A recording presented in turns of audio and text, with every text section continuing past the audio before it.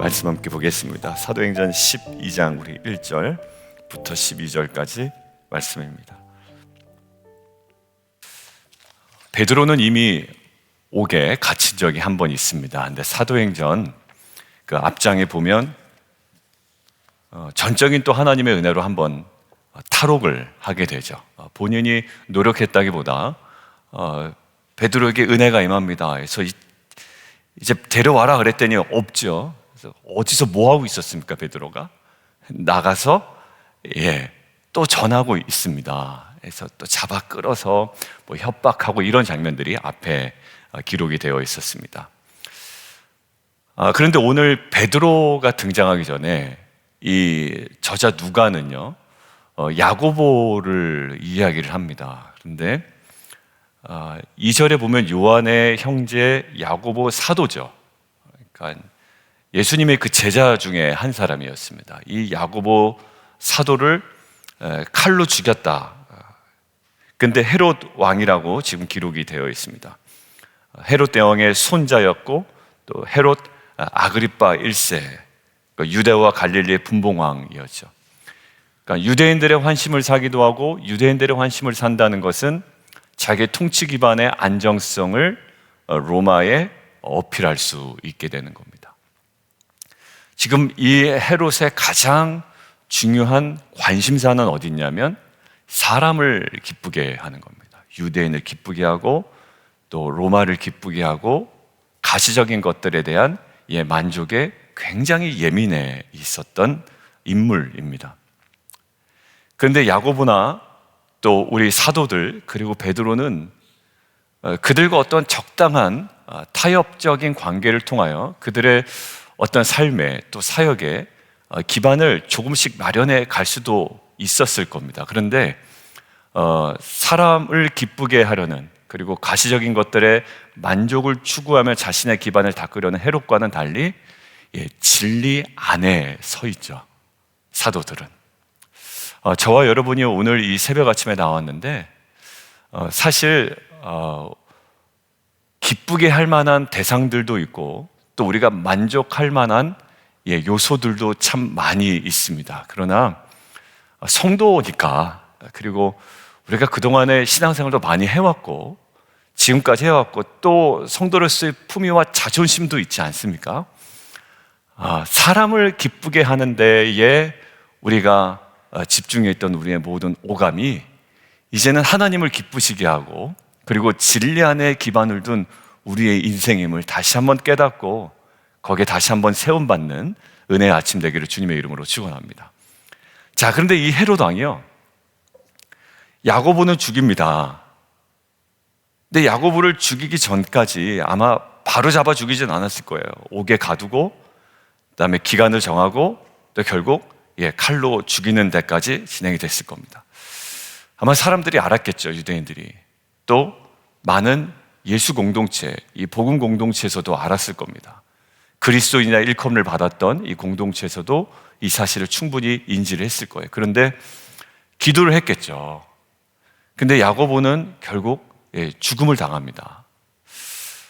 근데 베드로는 옥에 갇혔어요.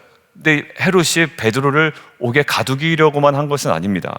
결국 베드로도 잡으려고 했고 아마 그 절차에 맞춰서 베드로도 죽이려고 했을 겁니다. 근데 오늘 결론은 베드로는 풀려납니다.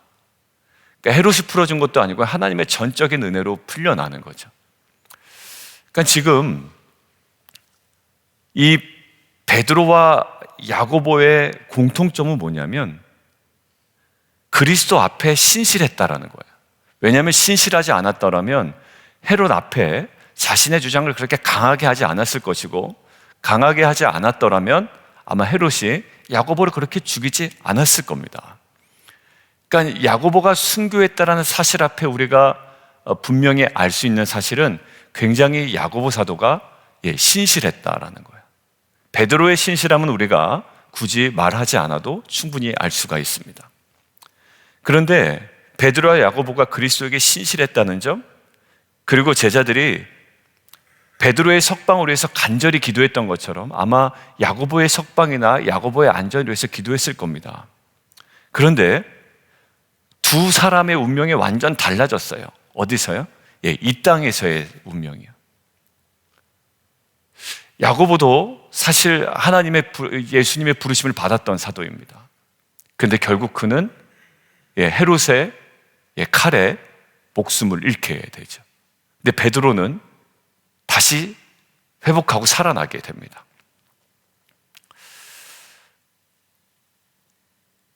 불공평하다. 우리 하나님 당신께 실망했습니다. 필립 얀시의 그 책을 우리가 잠깐 보고 거기에 나오는 중요한 세 가지 질문이 있다고 그랬죠. 첫 번째가 하나님 불공평하시다. 딱 그 문제에 봉착되어 있는 겁니다. 예수님께서 동일하게 부르셨고 또 동일하게 헌신했고 동일하게 신실했던 제자인데 살려주려면 누구는 동일하게 살려주시면 좋을 텐데 누구는 그냥 내버려 두시는 것 같고 아무것도 일을 안 하셨던 것 같고 베드로 때만 열심히 일했던 것 같습니다. 학자들도 여기에 주목을 하는 거예요. 어느 학자의 이야기가 이렇게 되어 있습니다. 야고보는 여기서 죽었고 베드로는 20년 뒤에 죽었다. 야고보 입장에서는 굉장히 불공평한 하나님일 겁니다. 같은 사도이고 같은 부르심을 받았는데 근데 스데반 집사의 죽음은 어떤 느낌이 있냐면 스데반 집사의 죽음은 좀 자세히 설명이 되어 있습니다. 스데반 집사의 죽음 이후에 예루살렘 교회에 핍박이 왔고 사람들이 흩어졌다. 그런데 오히려 흩어진 사람들을 통하여 복음이 사마리아라는 지리적 지경으로 확대되었다. 뭔가 죽음의 의미를 발견할 수가 있잖아요. 근데 야고보의 죽음은 이런 방구 없습니다. 가끔 그런 뉴스 듣지 않아요? 새벽기도 가시는 어떤 분이 교통사고 나서 하나님의 부르심을 받았다. 금방 분노합니다. 우리들은 그렇지 않지만 신앙이 이거다라고 기독교 신앙을 자기가 규정하시는 분들 입장에서는 그 말도 안 되는 겁니다. 하나님 앞에 기도하러 가는 도중에 왜 사고가 나서 죽냐라는 거예요. 야고보 사도 살았으면 얼마나 많은 일들을 감당했을 텐데 왜 그냥 내버려 두셨냐라는 거죠. 여러분들 근데 하나 우리에게 분명하게 알려주는 단서가 하나 있는데요. 내일 본문 12장 24절 함께 보겠습니다. 23절, 24절 12장 23절, 24절 같이 한번 보죠. 시작. 헤롯이 영광을 하나님께로 돌리지 아니하므로 주의 사자가 고치니 벌레에게 먹혀 죽으니라. 하나님의 말씀은 흥황하여 더하더라. 성경은 우리에게 무엇을 얘기하고 있냐면 하나님의 말씀은 계속 퍼져나갔다는 거예요. 야고보의 죽음에도 야고보의 죽음 때문에 이렇게 해도 얘기 안 합니다. 근데 그 죽음이 어떠한 영향을 미쳤는지 우리는 다 알 수가 없어요.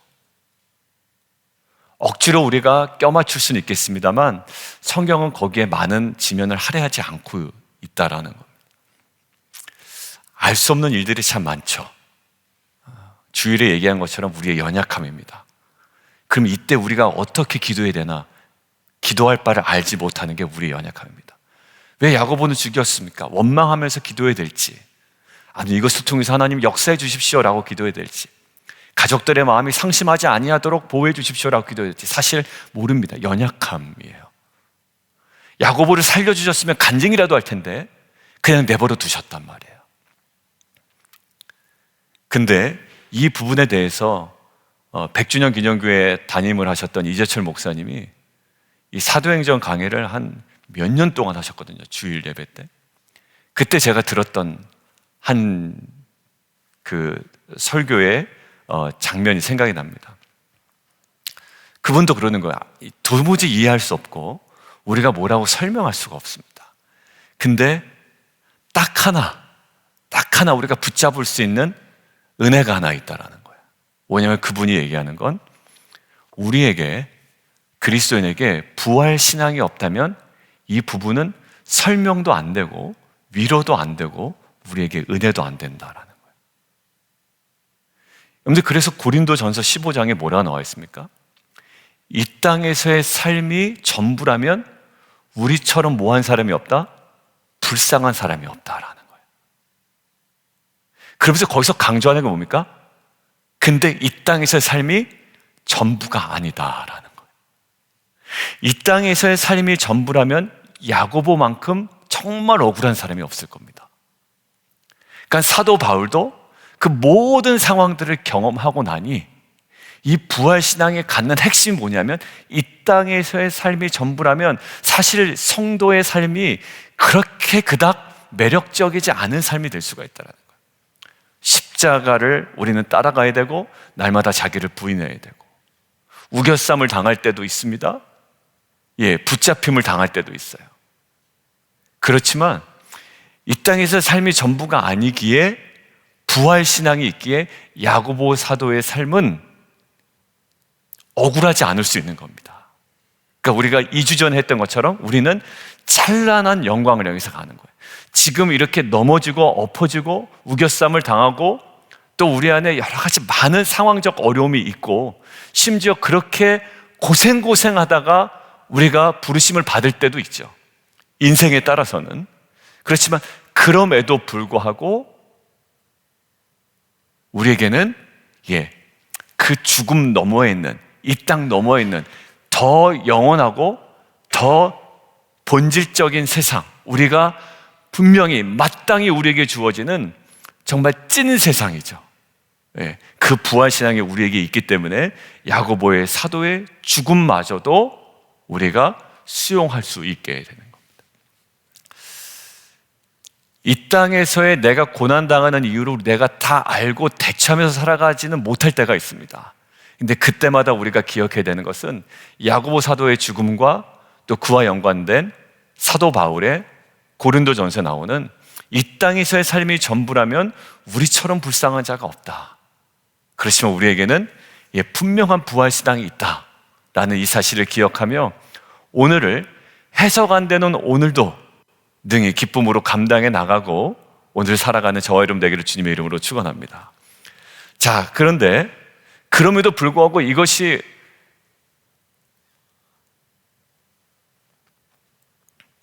베드로의 상황으로 될지 아니면 야고보처럼 그냥 그런 운명으로 끝날지 우리는 사실 알 수가 없단 말입니다. 자, 근데 오늘 초대교회 공동체가 집중했던 것이 있어요. 오늘 한번 보면 5절 함께 보겠습니다. 5절이요.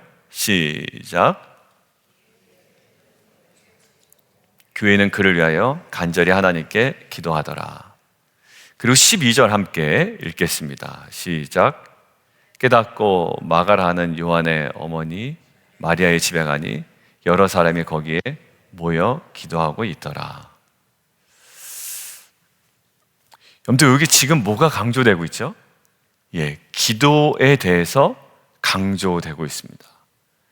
그러니까 지금 야고보 사도의 죽음이 있었고 베드로의 갇힘이 있었죠. 고난을 대하는 초대교회 방식이 어떠했는지를 누가는 뭐라고 얘기했냐면 간절히 기도했다라는 거예요.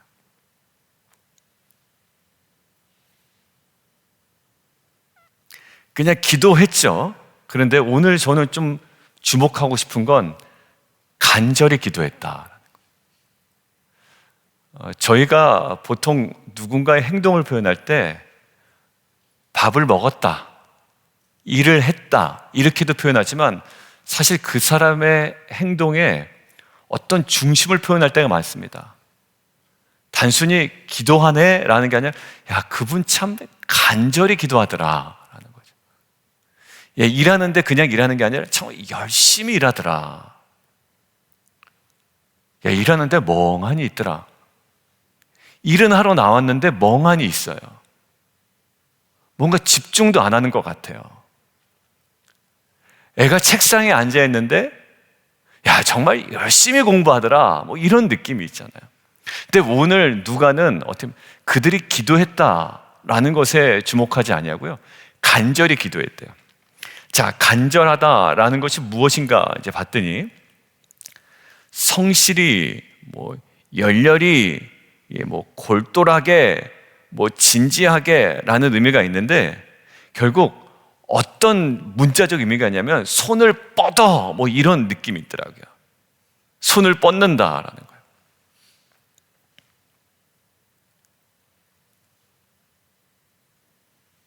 그러니까 손을 뻗쳤다라는 개념에서 나왔거든요.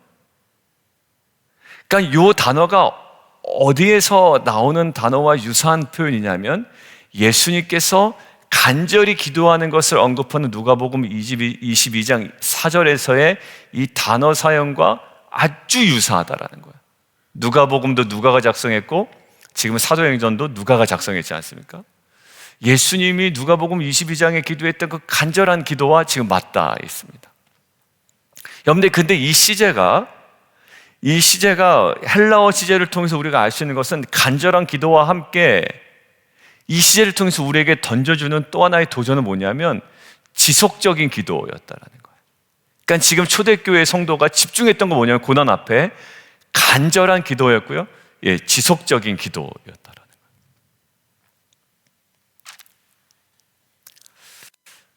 여러분들, 간절한 기도에 대해서 우리가 여러 가지 것들이 있지만 그 소돔성을 위해서 기도하는 아브라함의 기도가 있습니다. 그 간절하죠. 형식적이지 않습니다.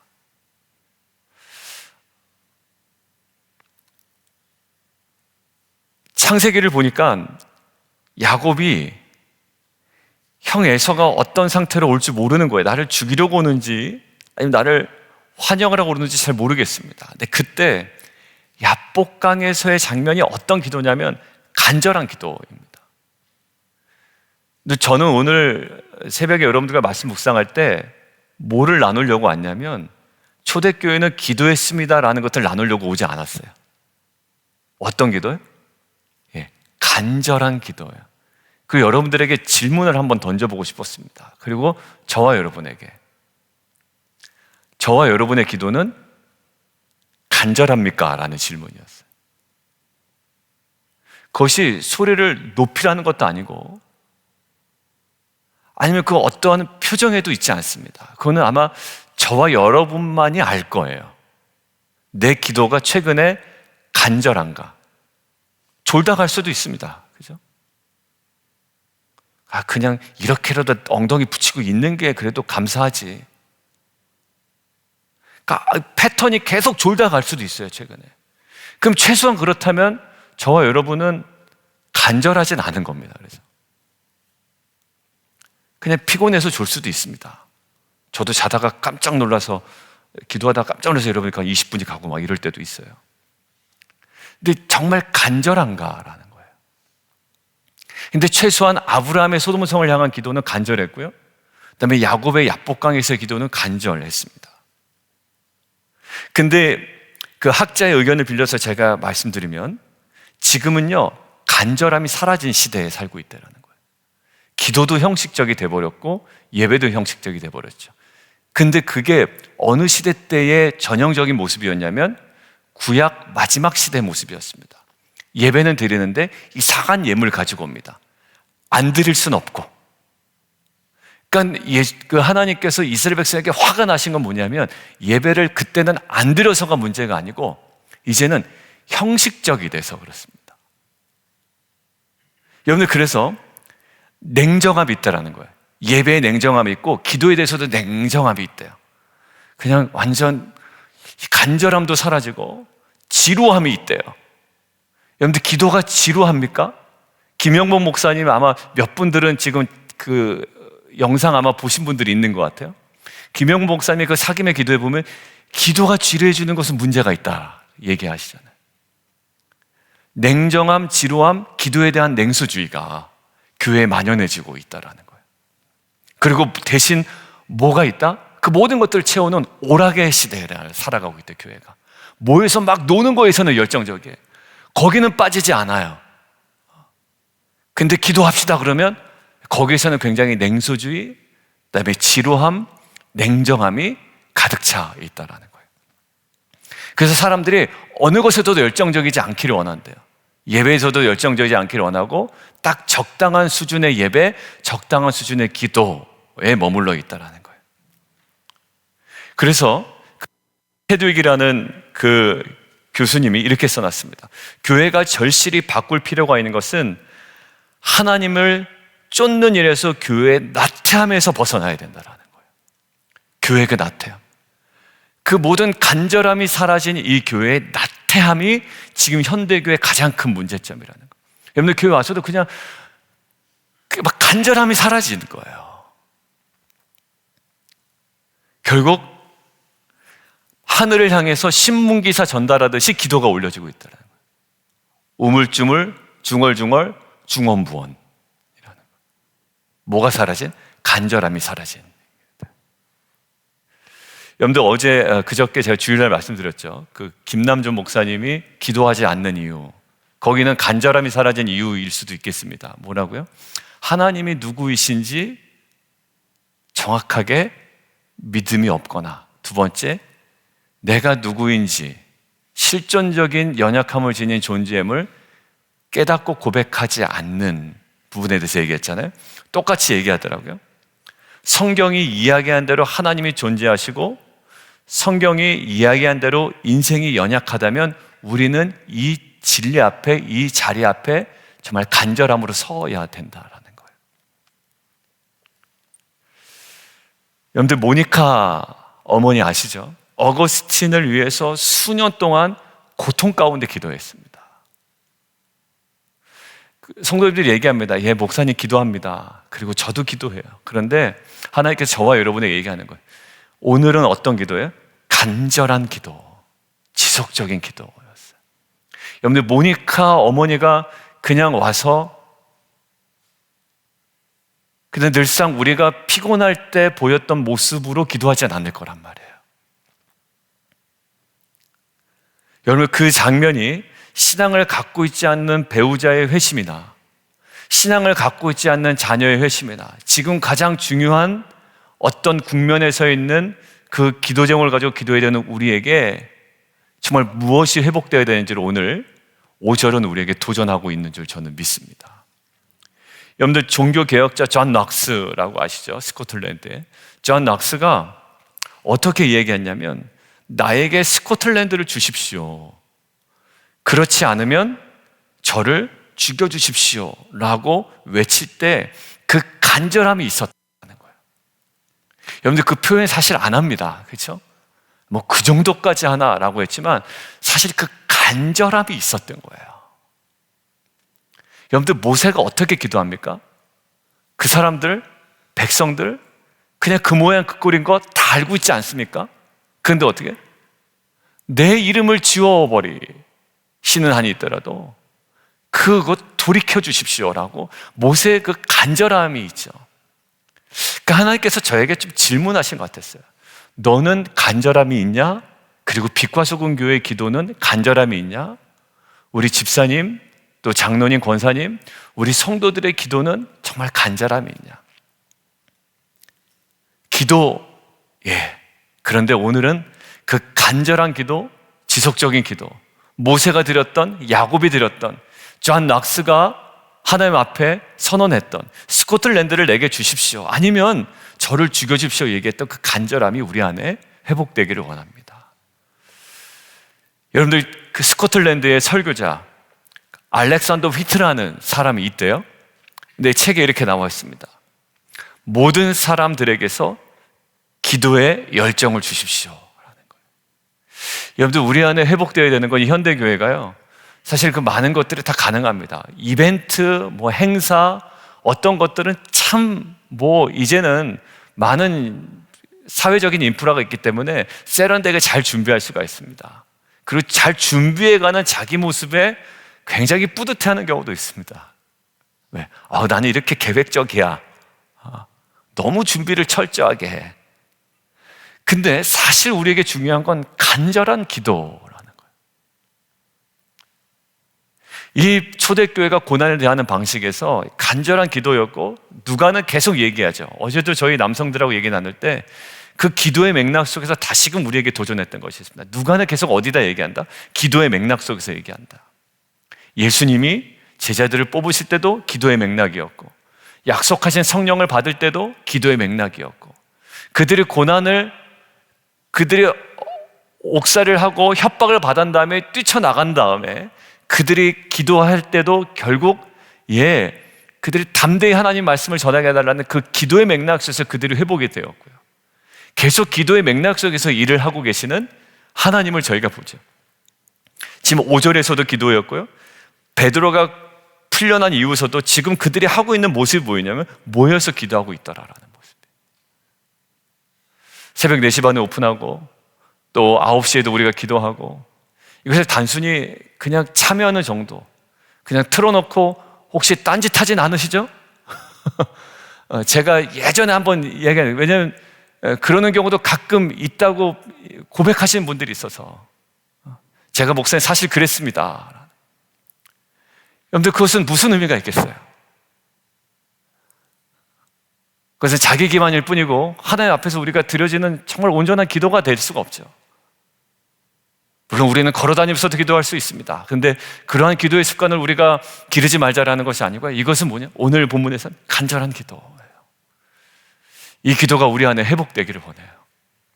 그 모니카가 드렸던, 아브라함이 드렸던, 야곱이 드렸던, 그리고 모세가 드렸던, 존 넉스가 하나님께 올려드렸던 이 간절한 기도가 저와 여러분에게 있기를 원합니다. 그리고 사실 저희는 지금 우리 유스 수련회를 위해서, 또 EM 수련회를 위해서 우리가 간절히 기도하고 있죠. 금식하면서 기도하고 있습니다. 여러분들, 금식도 성실하게 각자 헌신한 대로 성실하게 대하세요. 율법적이지 않습니다. 이것은 우리의 중심을 드리는 거예요. 약속했으면 지키는 거, 하나님 앞에 헌신했어요. 아무것도 아닌 것 때문에 무너지지 마시고. 그리고 어제도 우리가 남성들과 나눴지만 기도 1시간 하고 거의 10시간을 유흥에 빠지잖아요. 아무 의미가 없더라고요. 기도 1시간 했는데 낮 시간을 유흥에 빠진다. 내가 그냥 즐기고 싶은 걸 다 즐기고 있다. 아무 소용이 없다라는 걸 고백을 하는 거예요. 전화기 붙잡고 있거나, 아니면 내가 원하는 그냥 전혀 영적이지 않은 활동에 내가 딱 사로잡혀 있다면 아무리 1시간 기도하다고 갔다고 그래도 그게 아무런 유익이 없는 거예요. 우리의 간절함은 어디에? 일상에서도 드러나야 됩니다. 저와 여러분의 숙제인 것 같아요. 그래야 빛과 소금이 아닐까요? 이 간절함이 저와 여러분에게 회복되기를 원합니다. 그리고 이 간절함을 회복시키신 하나님께서, 그것이 야고보의 죽음이 결국 의미가 없어 보이는 것일지라도 말씀이 흥황했던 결과로, 그리고 베드로가 살아남을 통해, 회복됨을 통해 베드로를 통해서 하나님께 또 일하신 것처럼, 그런 하나님께서 앞으로 펼치실 일들에 대한 기대로 저희가 믿음으로 나아가는 저와 여러분 되기를 원합니다. 그리고 오늘 베드로의 탈출은요, 마치 뭐와 같냐면 출애굽의 탈출과 같다라고 이야기합니다. 어디죠? 흔들어 깨웁니다. 그리고 띠를 띠고 신을 신으라고 얘기합니다. 어떤 장면? 출애굽 장면하고 똑같아요. 어떻게 나갔죠? 급하게 나갔습니다. 아주 급하게. 출애굽 때 여유롭게 나간 게 아니에요. 근데 마치 어떤 느낌이냐면 기도하는 공동체에 하나님께서 옆구리를 치시는 듯한 느낌을 딱 받았어요. 제가 지지부진한 상태 있죠. 각자마다 지지부진한 상태가 있어요. 얘기 들어보면 해야 되는데 제가 늘상 그랬고요, 언제는 그랬고요, 항상 거기서 그냥 맴돌고. 근데 오늘 약간 출애굽의 느낌, 제가 묵상한 게 아니라 학자들이 이구동성으로 동일하게 이 부분을 갖다 출애굽의 모형인 것 같다, 출애굽을 반영한다라고 얘기하거든요. 베드로 급하게 깨우죠. 이스라엘 백성 급하게 하루 만에 탈출시켰거든요. 띠를 띠고 맨 채로, 신을 신은 채로 먹으라고 얘기합니다.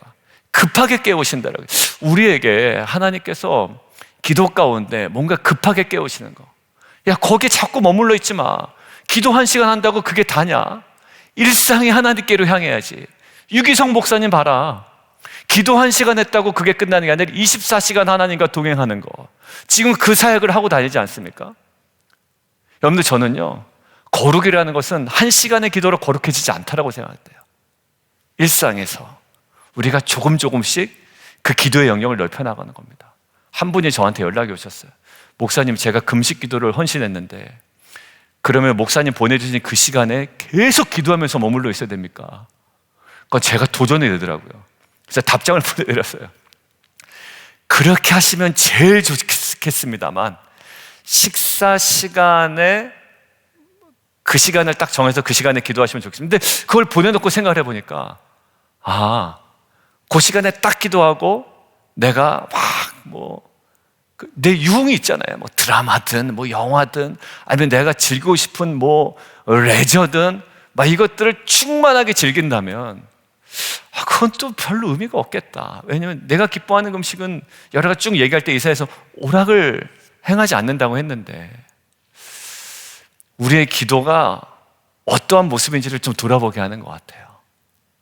그 간절한 기도, 그 모습이 어떠한 것인지, 그리고 하나님께서 우리 안에 우리가 머물러 있었던 자리에서 옆구리를 쳐서 깨우시는 것 같은 느낌을 들었습니다.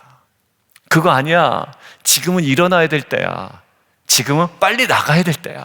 출애굽해야 될 때야. 지금 너가 있어야 될 사명의 자리야. 마치 출애굽한 이스라엘 백성이 사명으로 약속의 땅으로 가야만 했듯이 우리에게 다시금 흔들어 깨우는 하나님의 분명한 음성이 있지 않을까라는 생각이 듭니다. 오늘 이 간절한 기도와 흔들어 깨우시는 하나님의 그 음성이 오늘 기도의 자리에 저와 여러분에게 회복되기를 주님의 이름으로 축원합니다. 우리 함께 좀 기도하며 나가도록 하겠습니다.